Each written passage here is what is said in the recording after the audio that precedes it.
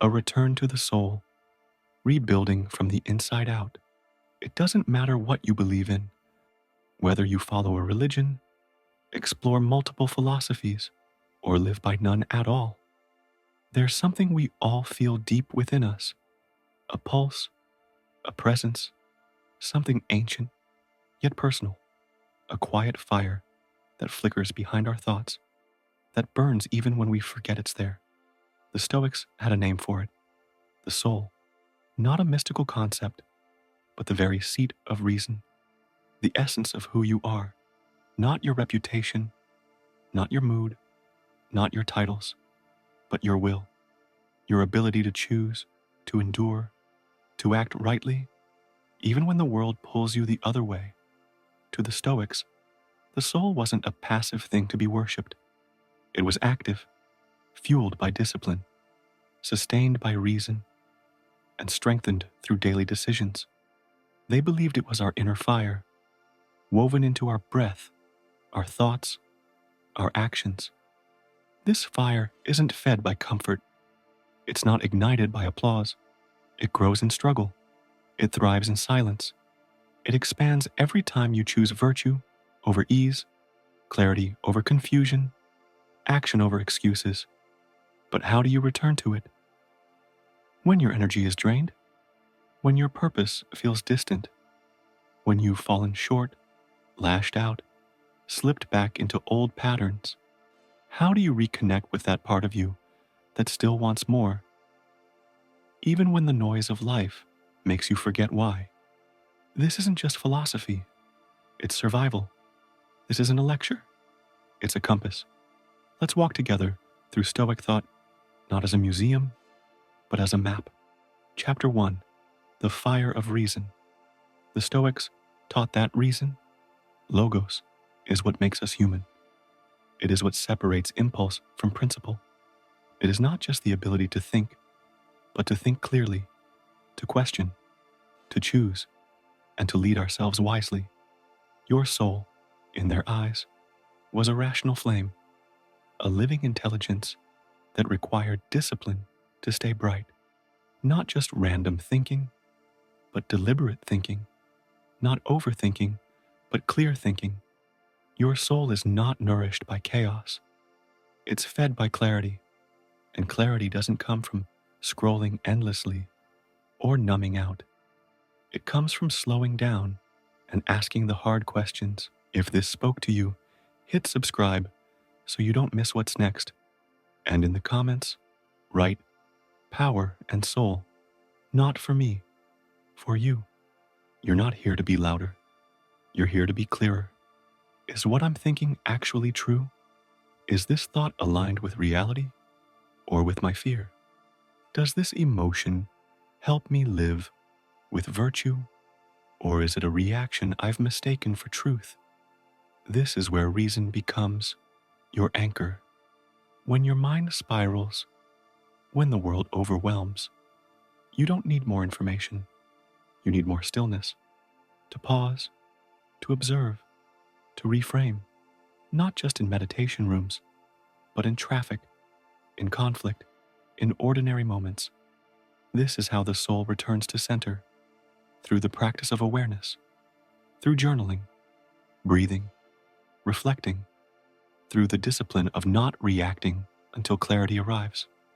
Reason, when sharpened, becomes wisdom, and wisdom becomes the steady hand that steers your soul, not away from life's chaos, but through it. Chapter 2, the weight of virtue. If reason is the flame, then virtue is the fuel.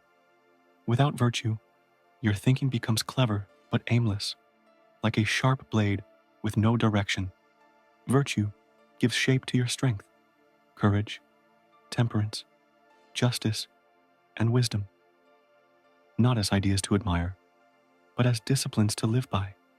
The Stoics didn't treat virtue as a luxury. They saw it as a necessity, because when everything else falls apart, it's not talent that saves you, it's integrity, it's restraint, it's courage in the moment you want to run. It's choosing to be fair when it costs you, It's delaying gratification when indulgence feels easier. Each time you choose what's right over what's easy, you nourish your soul. Each act of patience, forgiveness, or humility etches strength into your identity. Virtue isn't glamorous. It's quiet. It doesn't demand applause. It demands consistency. Epictetus said, "No man is free who is not master of himself." To the Stoics, freedom wasn't doing whatever you feel like. It was being able to say no to what enslaves you: impulses, distractions, ego, fear. It was choosing principle over pleasure, restraint over revenge, truth over image. And every time you do that, you send a message to your soul. I'm not ruled by this world. I lead myself. That's not self-help. That's self-governance. And when the storms come, because they always do, you won't need to scramble for strength. You'll already be standing in it.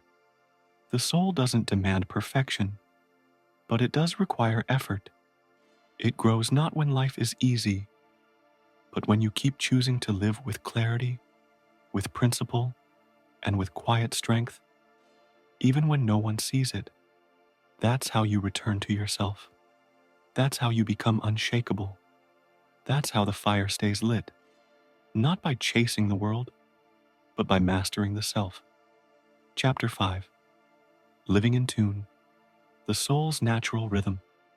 To the Stoics, living in accordance with nature meant more than loving the outdoors. It meant aligning your soul with reality, your biology, your reason, your limits, your role in the larger whole. Nature doesn't argue. The river flows whether seen or not. The tree grows without envy. The bird sings without applause. Everything fulfills its purpose without asking for more. When we accept that change is not disruption, but design, we stop resisting life and start working with it. Change isn't our enemy. It's our invitation to evolve. You're not meant to control everything. You're meant to respond well. Peace is found not in altering every outcome, but in adjusting your attitude toward them. You conserve your energy by accepting the moment instead of wrestling it. You grow by flowing with life, not by demanding it bend to you.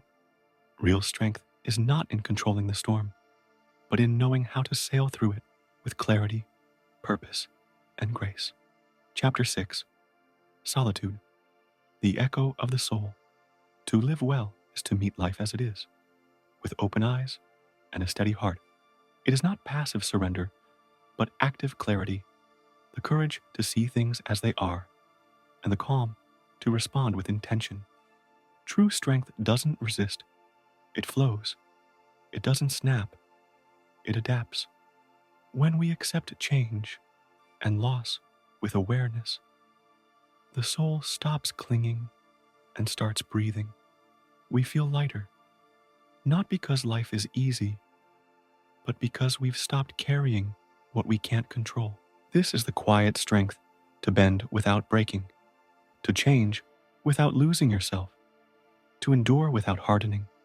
It is the grace of water shaping stone, gentle but unrelenting.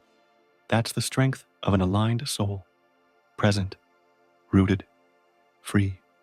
In hardship, remind yourself, this is natural. Life is unfolding. I will meet it with what I have and who I am. And to know who you are, you must turn down the volume of the world. The Stoics valued solitude, not as escape, but as return. A return to the self. A moment to think clearly, feel honestly, and reconnect with your core. In silence, the soul speaks. Solitude is not emptiness. It is presence. A space where clarity is born. A space where you remember what truly matters. Seneca once said, "Look within yourself. Everything that you seek, you already are." This profound statement invites us to step away from the distractions of the world and towards introspection. Yet, how often do we truly sit in silence long enough to hear the voice within? We are quick to check our phones, fill any silence, or seek external stimulation. But the treasures of the soul can only be found in the quiet places we rarely visit. Solitude is where the soul recovers its strength, not by retreating from responsibility, but by stepping away from the noise. It's in this space that our thoughts can calm and deeper meaning begins to emerge. Solitude is like a still pond. Only in stillness can the reflection become clear. It's in the pause between breaths and actions, in the space where clarity rises to the surface. The soul isn't nourished by constant stimulation, but by mindful reflection. It's in silence that we hear what words cannot express, in the gap between reaction and action that the truth begins to surface. These moments are where the soul draws its first breath, free from the noise, free from the demands of performance. In solitude, we are not empty. We are present, ready for what truly matters. We stop reacting and begin perceiving. When you are alone and undistracted, you face your most authentic self. No mask, no audience, no roles to play, and no titles to protect. It's here, in this raw encounter with who you are, that you confront both your potential and your limitations. You meet the version of yourself that has no distractions or pretenses.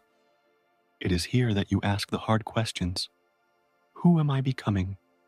What am I clinging to? What am I pretending not to know? What fears are disguised as ambition? What dreams have I abandoned in the name of convenience or fear? What truth have I avoided, knowing it might require sacrifice? For the Stoics, solitude wasn't an escape from life. It was a tool to recalibrate. It wasn't about avoiding the world, but preparing to engage with it from a place of strength and clarity. It was a personal counsel, a sacred space to review the day, reorient toward virtue, and regain alignment with purpose. Solitude wasn't about disengagement, but about engagement from a wiser, more grounded position. In solitude, we sharpen our mental and emotional capacities. Much like a warrior sharpens their blade, it allows us to practice holding thoughts without reacting, to hold emotions without being overwhelmed, and to recognize subtle shifts in our character. In this stillness, we cultivate our presence, building our resilience. Solitude provides clarity. It creates the space to examine our values, thoughts, habits, and whether they align with who we truly want to be.